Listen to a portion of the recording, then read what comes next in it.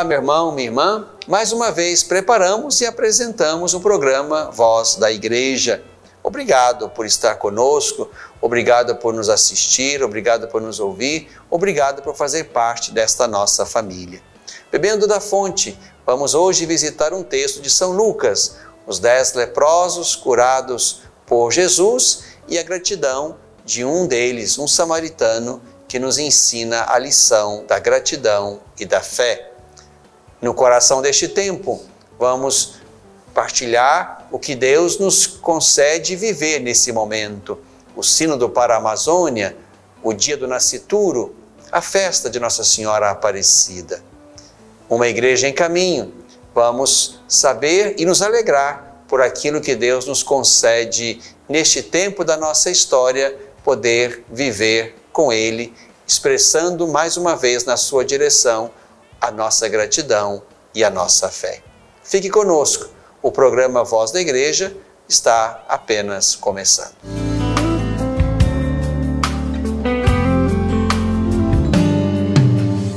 Bebendo da fonte, meu irmão, minha irmã, mais uma vez quero convidar você a mergulhar no mistério da Sagrada Escritura, onde Deus nos fala sempre, nos faz conhecer o seu mistério e revela a nós mesmos o nosso mistério, que encontra luz no mistério de Deus. No mistério do Verbo, encontra luz o mistério do ser humano. Aqui nós aprendemos do Concílio Vaticano II. Então vamos visitar o texto de Lucas, Lucas capítulo 17, versos 11 a 19. A caminho de Jerusalém, Jesus passava pelas regiões da Samaria e da Galileia. Num dia em que entrava num povoado, vieram ao seu encontro 10 leprosos. Eles pararam a certa distância e gritaram: Jesus, Mestre, tem misericórdia de nós. Ao vê-los, Jesus disse: Ide mostrar-vos aos sacerdotes. E enquanto estavam a caminho, ficaram curados. Um deles, ao perceber que estava curado, voltou, glorificando a Deus em alta voz. Prostrou-se aos pés de Jesus e lhe agradecia. Era um samaritano. Então Jesus lhe perguntou: Não foram 10 os curados? E os outros 9, onde estão? Não se achou senão este estrangeiro para voltar e dar glória a Deus? E disse-lhe: Levanta-te e vai, tua fé te salvou. Meu irmão, minha irmã, estamos diante, mais uma vez, de um belo texto de Lucas, que é só de Lucas. Há também, no próprio Evangelho de Lucas, uma outra narrativa, que também podemos encontrar em Mateus e Marcos, onde um leproso se aproxima de Jesus. Aqui estamos diante da cura de 10 leprosos. E aqui há elementos importantes que nos ajudam a nos situar dentro do caminho de Jesus e dentro do Evangelho de Lucas. A caminho de Jerusalém, diz o texto. Exatamente aqui neste caminho, na direção de Jerusalém, que nos evangelhos de Mateus, Marcos e Lucas, Jesus vai se revelando, vai realizando seus sinais, vai pregando e anunciando o reino. Na versão dos sinóticos, Jesus vai uma única vez a Jerusalém e é aí no caminho que ele então revela a sua identidade. Num certo povoado, diz o texto, 10 leprosos se aproximam, param a certa distância e gritam. Aqui estamos diante de uma postura correta naquele momento. Os leprosos não podiam se aproximar. não podiam ser tocados. No outro texto, onde Jesus cura um leproso, Jesus toca nele. Mas aqui estão à distância gritam e suplicam misericórdia. Jesus, mestre, tem misericórdia de nós.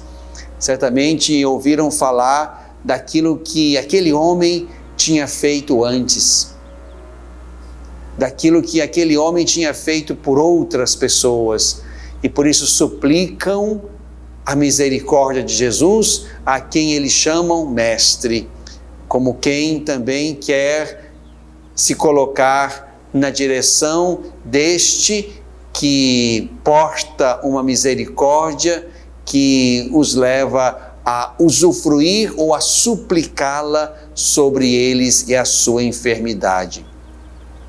A lepra era algo que, de fato, marcava miseravelmente o portador dela. O leproso era aquele que fora tocado de tal forma por Deus, por aquilo que ele tinha feito ou os seus antecedentes, que Deus colocou naquela carne um verme que a comia, a ponto de ir apodrecendo-se lentamente, como de fato era a situação dos leprosos naquele tempo. Eram excluídos da comunidade, viviam fora, em grupos, nas cavernas. E quem fazia essa exclusão, ou quem poderia declarar a cura e trazer de volta para dentro da comunidade, eram os sacerdotes. Por isso Jesus ordena: ide mostrar-vos aos sacerdotes. Isto é, ide àqueles que podem reconhecer a vossa pureza, a vossa sanidade, a vossa cura. E é no caminho que eles se percebem curados. E um deles, um estrangeiro, volta para agradecer a Jesus.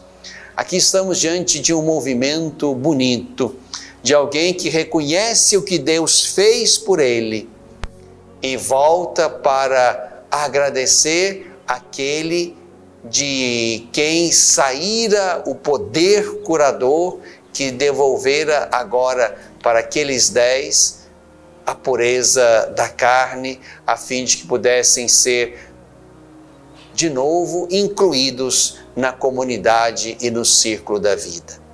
Importante aqui percebemos que a atitude daquele leproso que volta e que era estrangeiro é a atitude de fato daquele que crê, daquele que reconhece que Deus fez algo por ele, que a misericórdia de Deus foi colocada sobre ele, sobre a sua vida, e por isso volta reconhecendo e agradecendo o que Deus fez.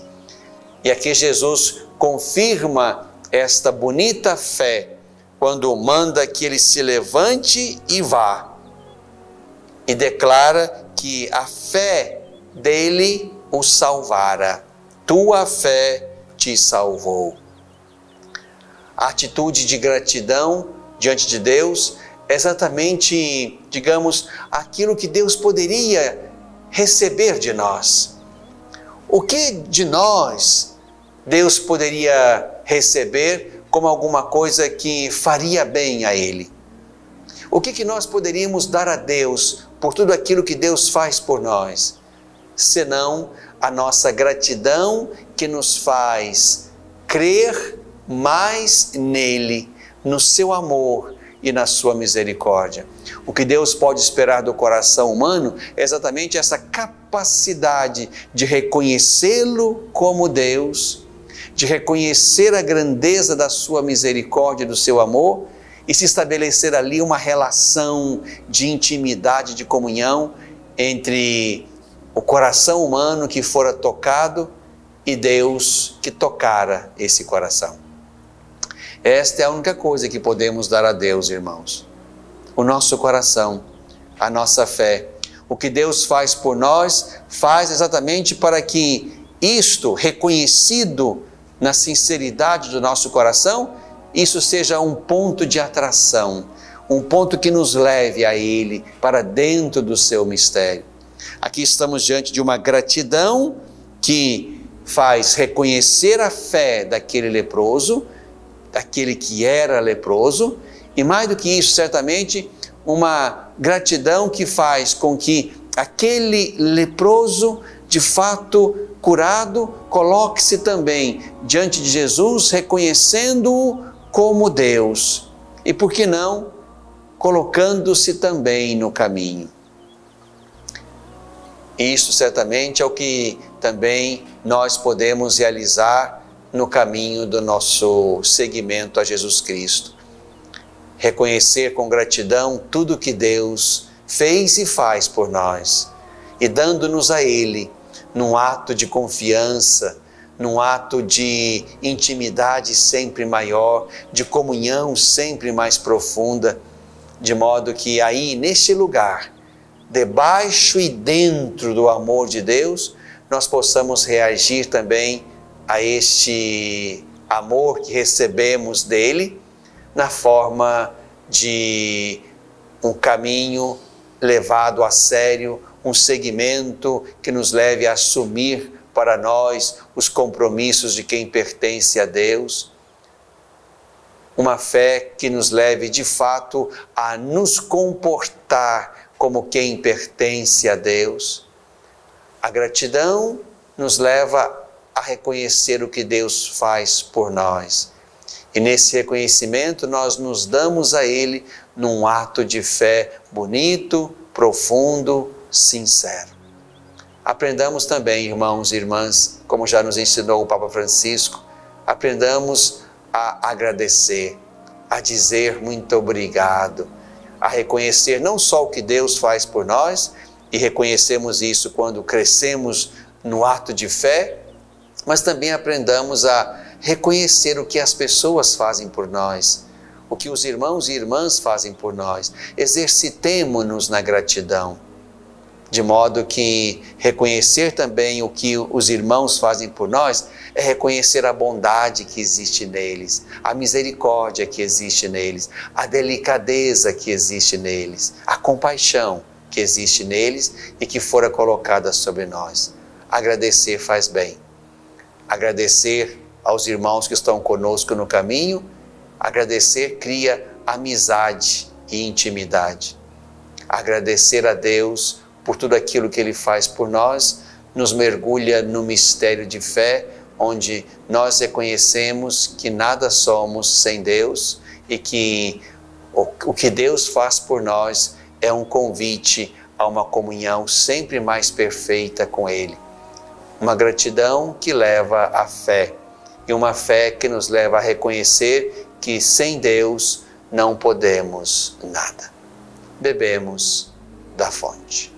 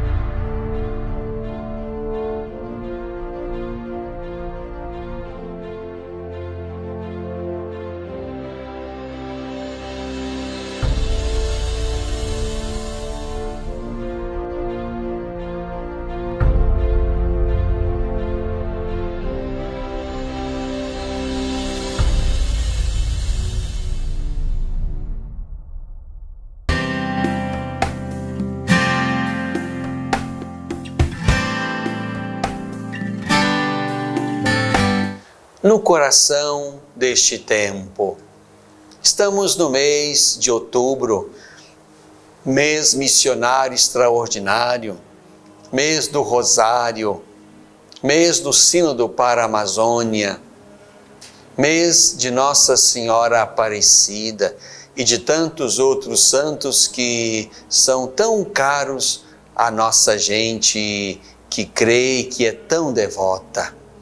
Portanto, neste segundo bloco, queria primeiro convidá-los mais uma vez a rezar pelo Sínodo para a Amazônia. Nesse momento, o Sínodo já está acontecendo, o Papa Francisco está reunido com uma bela comunidade de bispos, sacerdotes, leigos e leigas, pessoas ligadas à vida e à história da Amazônia, pessoas cuja vida se passa ali, naquele belo pedaço do nosso Brasil e da nossa América do Sul. Rezemos para que aqueles irmãos, ajudados pelo Papa e com o Papa, escutem o Espírito e na luz do Espírito possam conhecer aquela realidade, possam reconhecer os desafios que existem lá e possam pensar também caminhos para evangelizar, isto é, para anunciar Jesus Cristo naquela bela região.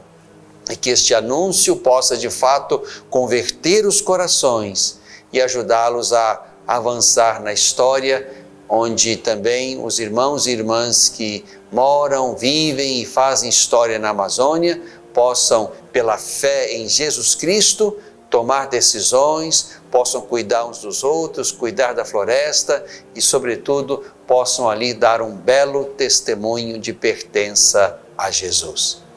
Mas também, nessa semana, no dia 8 de outubro, celebramos o dia do nascituro, das crianças que estão nos ventres das suas mamães, sendo geradas dia após dia, até que chegue o dia de virem à luz e de conhecerem o mundo e tudo aquilo que faz parte da história da nossa humanidade. Concluímos uma semana da vida e aqui certamente rezamos, refletimos de novo, tomamos consciência do valor, da preciosidade, da inviolabilidade da vida humana, desde a concepção até a morte natural. E esta é exatamente a postura da Igreja. Esta é a postura que enxergamos em Jesus. A vida humana em todas as circunstâncias, desde o momento inicial da fecundação, onde ali já se pensa e já se admite a existência de um ser humano, de um estatuto humano, porque aquela célula inicial vai desenvolver-se e vai chegar a ser não outra coisa senão uma vida humana, um corpo humano, dotado, portanto, de um estatuto sobrenatural, transcendental, inviolável, divino, até que chegue a morte natural, onde a idade, onde a enfermidade, onde outro processo humano natural ou possível coloque fim àquela vida. E aí, depois dessa semana bonita, onde nós rezamos e certamente refletimos sobre isso na comunidade ou individualmente, nós também celebramos o dia do nascituro e nos comprometemos de novo, mais uma vez, ao cuidado da vida que nasce, a vida que está sendo gerada. Aqui quero convidar você que me assiste, sobretudo aqui na nossa Diocese de Divinópolis, a um empenho sempre maior ao redor da pastoral da criança.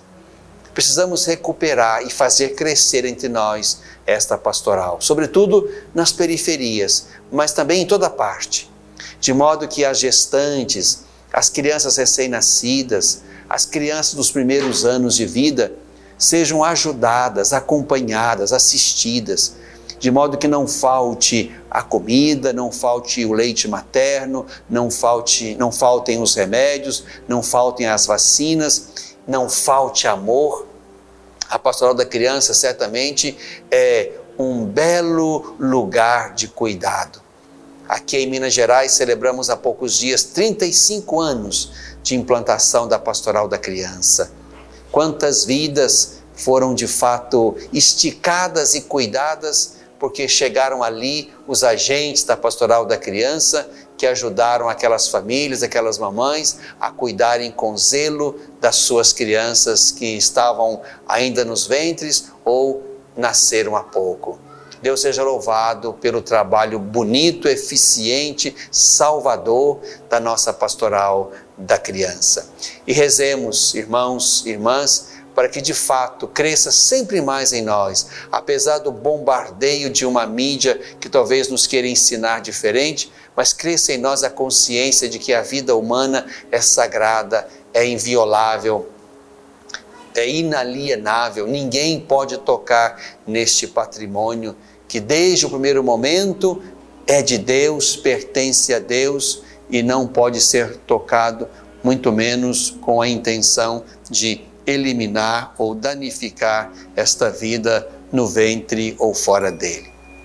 Mas também queria convidar você, meu irmão, minha irmã, a olhar mais uma vez com alegria, com gratidão, com devoção para a Virgem Santíssima, Senhora Aparecida, como celebramos neste 12 de outubro. Quão preciosa para nós é esta devoção, é esta festa.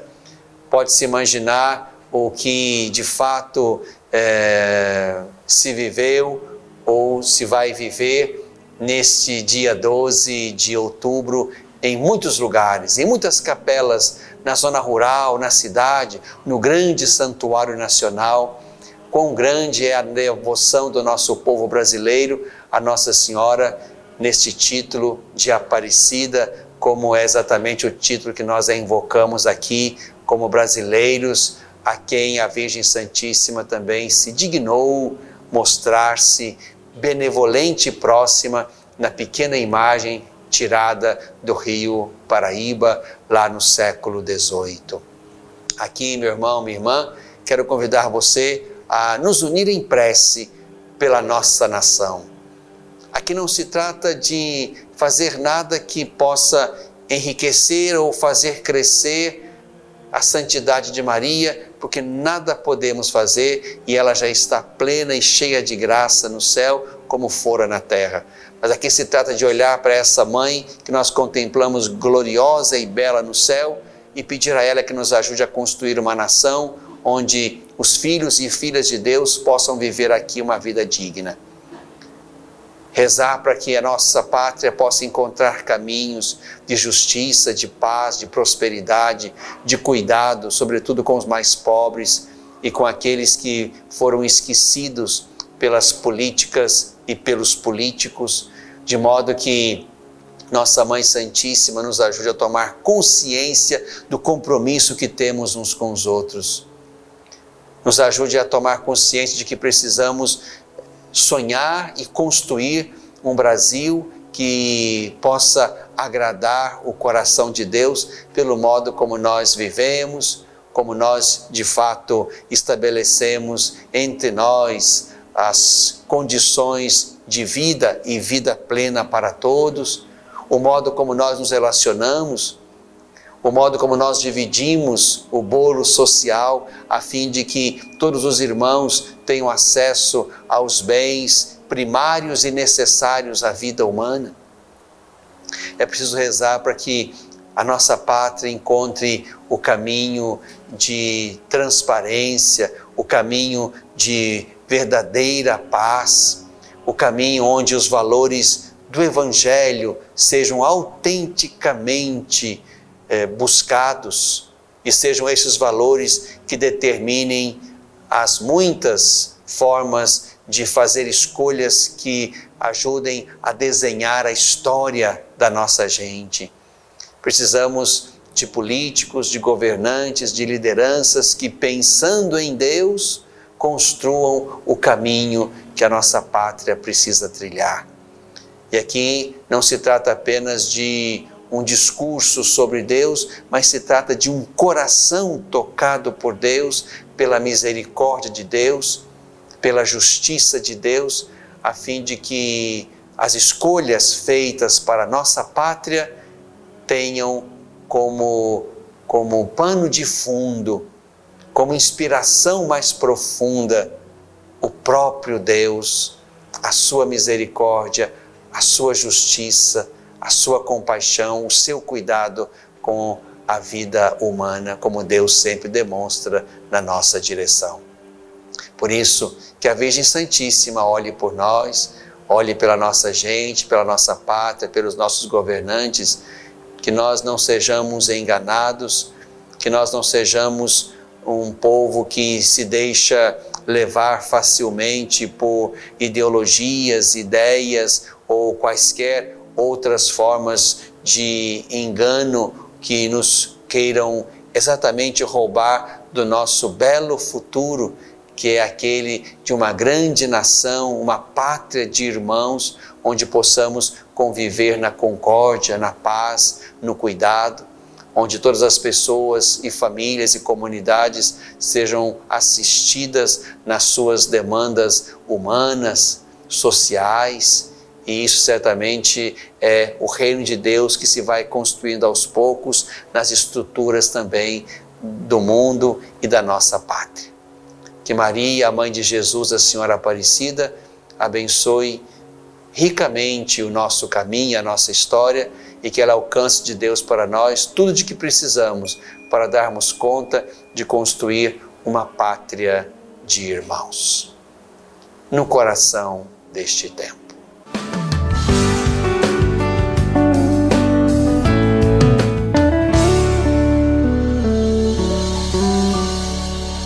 Às vezes, tudo que uma criança precisa para superar uma tempestade em sua vida familiar é encontrar um lar provisório.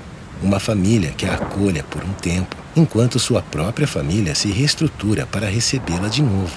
Essa é a proposta do Serviço Família Acolhedora: transformar as dificuldades de hoje em possibilidades de futuro. Serviço Família Acolhedora.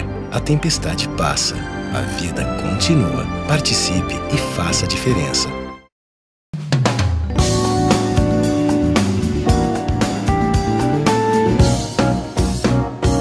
Uma igreja em caminho.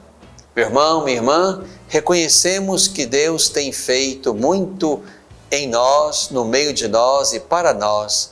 E queremos também, como aquele leproso curado, nos expandir em reconhecimento e nos colocar diante dele com o coração que de fato quer crescer na fé e ser capaz de uma fidelidade sempre maior a este Deus que nos ama e nos assiste.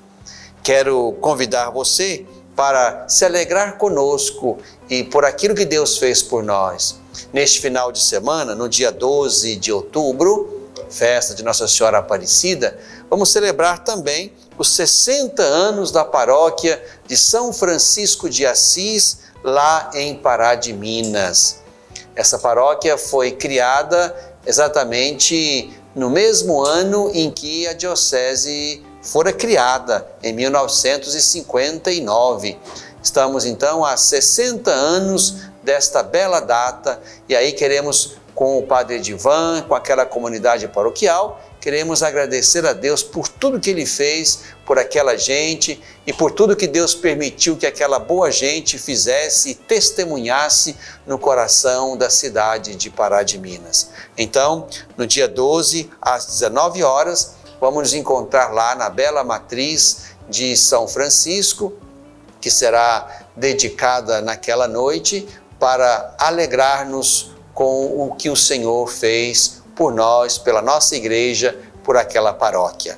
Também quero convidar a todos para rezar e aqueles que puderem participar conosco do encontro estadual dos grupos de oração universitários.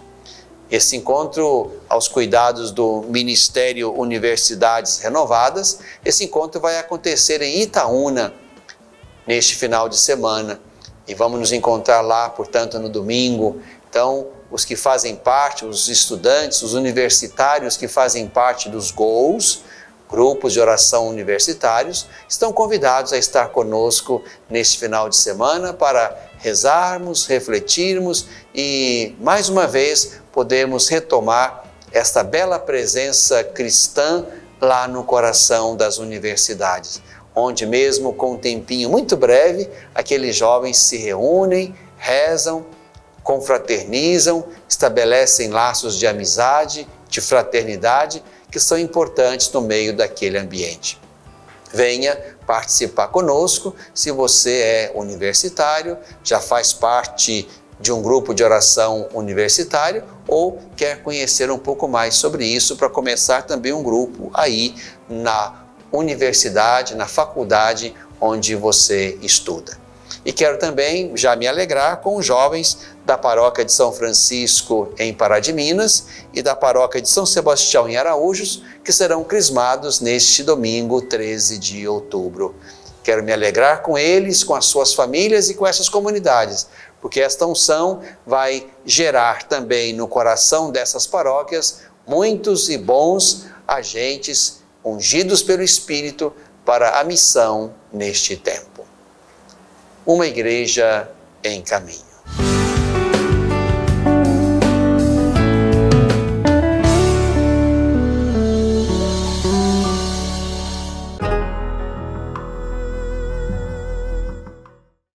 Pornografia infanto-juvenil é crime. Todo aquele que produz, vende, publica, divulga de qualquer forma ou até mesmo armazena vídeos ou fotos pornográficas de crianças e adolescentes pratica crime grave e está sujeito a uma pena de até 8 anos. Se você teve contato com esse tipo de material pelas redes sociais, jamais passe adiante. Não divulgue e nem guarde essas imagens criminosas. Denuncie quem publicou ao promotor de justiça ou à polícia.